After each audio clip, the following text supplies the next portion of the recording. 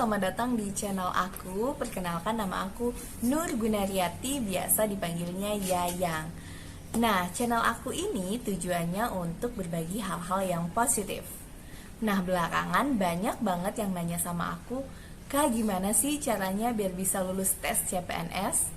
Jadi di video aku yang pertama ini, aku bakalan share tips and trick gimana caranya bisa lulus tes CPNS. Tips yang pertama yaitu bikin timetable rencana belajar kamu dan commit to that timetable. Jadi pengalaman aku punya waktu kurang lebih 7 minggu sebelum mulai tes untuk belajar. Nah, yang aku lakukan adalah di 1 bulan pertama aku fokus belajar materi dan latihan soal. Kenapa? Karena tes CPNS ini kan soal-soal yang konseptual ya, jadi sudah ada konsepnya seperti apa, materinya seperti apa. Jadi sangat wajib kita untuk menguasai materi dan latihan soal-soal.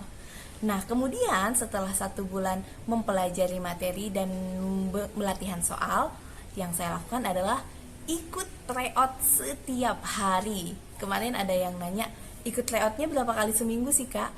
Aku mencoba ikut tryout setiap hari. Kalau bisa sehari itu lebih dari sekali kalau bisa ya.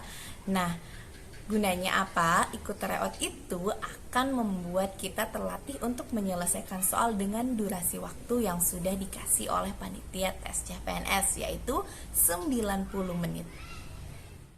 Oke, tips yang kedua yaitu bikin circle dengan orang-orang yang saling memotivasi. Nah, kemarin juga banyak banget yang nanya, "Kak, biasanya aku tuh ya seminggu pertama atau 2 minggu pertama semangat banget belajarnya. Nah, setelah itu, setelah tahu materinya ternyata sangat banyak dan ada soal yang aku kurang paham, biasanya motivasinya tuh menjadi turun." Nah, caranya biar kalian tetap stay di motivasi tersebut yaitu bikin circle dengan orang-orang yang sama-sama punya tujuan untuk lulus tes CPNS. Nah, hal itu bisa kalian usahakan dengan misalnya mengikuti bimbel atau misalnya dengan teman-teman dekat yang sama-sama mau ikut tes CPNS. Kalian bisa lakukan group discussion atau bisa belajar bersama. Hal-hal seperti itu yang akan membantu motivasi kita biar tetap stabil. Oke, tips yang ketiga. Nah, ini tips yang paling klasik tapi paling gak ada obat ya. Kenapa gak ada obat? Karena memang ini sangat benar. Jadi katanya kalau kita berusaha itu harus dilengkapi dengan doa. Nah, teman-teman, kalau merasa sudah belajar dengan maksimal, berusaha dengan maksimal, jangan lupa lengkapkan usaha kalian itu dengan berdoa ya. Banyak-banyak berdoa dan beribadah, minta hasil yang terbaik. Oke, kemudian tips yang keempat yaitu jangan lupa untuk selalu menenangkan diri.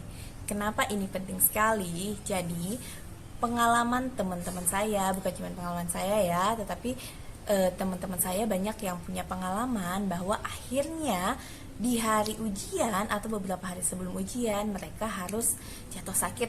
Atau ada juga yang akhirnya pada saat hari H itu gak bisa jawab soal karena grogi gitu ya. Jadi banyak-banyak belajar untuk menenangkan diri. Kalau pengalaman pribadi saya, 1 minggu sebelum ujian itu saya udah gak pernah forsir lagi untuk belajar. Jadi 1 minggu sebelum ujian itu saya gak pernah lagi buka materi, gak pernah lagi ikut tryout, dan yang saya lakukan hanya sedikit-sedikit membaca soal. Dan bahkan di 3 hari sebelum ujian itu saya sama sekali tidak menyentuh materi dan juga soal. Jadi benar-benar fokus untuk menenangkan diri dan menjaga kesehatan. Oke teman-teman, dan tips yang terakhir yaitu ikhlaskan hasilnya. Kenapa ini penting banget? Jadi kadang tuh kita kayak gini ya, kita merasa kita udah berusaha semaksimal mungkin dan kita jadinya punya pressure kalau kita wajib dan harus lulus tes kali ini. Nah, sebenarnya yang kayak gitu biasanya waktu di ruang ujian yang bikin kita jadi punya pressure lebih. Jadi punya beban lebih gitu ya. Jadi kadang-kadang ada temen yang juga cerita akhirnya ngeblank gitu di ruang ujian. Beda, jadi akhirnya malah kalau tryoutnya dulu-dulu sempet bagus, malah pas di ruang ujian itu jadinya malah hilang gitu semua yang udah dipelajarin. Nah itu biasanya kalau misalnya kita merasa kita harus fokus pada hasilnya, kita fokus hasilnya tuh harus lulus gitu ya. Nah kalau saran saya sih ikhlaskan hasilnya di tugas kita untuk belajar sebaik-baiknya, sedangkan untuk hasilnya kita tetap harus ikhlaskan. Kenapa? Karena itu yang akan membuat nanti saat kita mengerjakan soal terasa lebih mudah gitu ya. Percaya apa enggak? Percaya aja deh. Oke, mungkin kali ini itu aja yang bisa saya share, dan teman-teman saya juga rencananya akan bikin video selanjutnya mengenai materi tes CPNS khususnya untuk TWK. Nah buat teman-teman tolong komen di bawah kira-kira mau materi apa sih di TWK yang untuk aku upload selanjutnya. Oke, dan jangan lupa like and subscribe. Thank you.